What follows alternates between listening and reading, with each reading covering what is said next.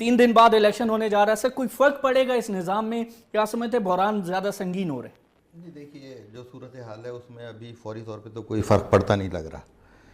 और जो आवाम है वो भी इस तरह अभी एजुकेट नहीं हुई। ठीक है कि सोशल मीडिया से कुछ यकीनन फ़र्क पड़ा है, लोग एजुकेट हो रहे हैं, कुछ सवाल भी करने लगे हैं, लेकिन उसकी परसेंटेज ना होने के बराबर है। दूसरी बात ये कि जो पंजे हैं तबक़ाती निज़ाम के, ये एक टोटल अशराफिया है, जिसमें पहले जागीरदार सियासतदान उसमें शामिल हो गए, फिर अब माशाल्लाह सनतकार भी हैं, ताजिर भी हैं, और दूसरे तबक़ात भी हैं, फिर उलमा का भी एक तबका है। सब ने अपना अपना शेयर डाला हुआ है, और उनके पंजे इतनी मजबूती से गढ़े हुए हैं कि अभी फौरी तौर पे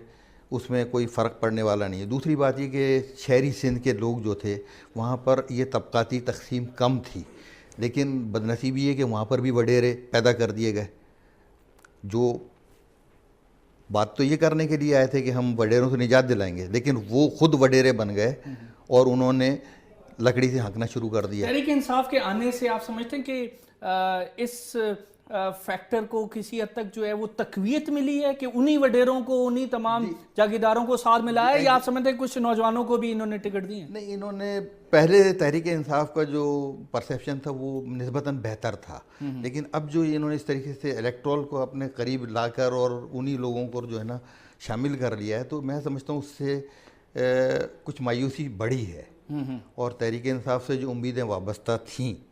तो उन पे भी यकीनी तौर पे फ़र्क पड़ा है कि आपने वही सब कुछ अगर करना है तो फिर तो कोई तब्दीली तो नहीं आएगी, सिर्फ चेहरे बदले जाएंगे। ठीक है, ठीक।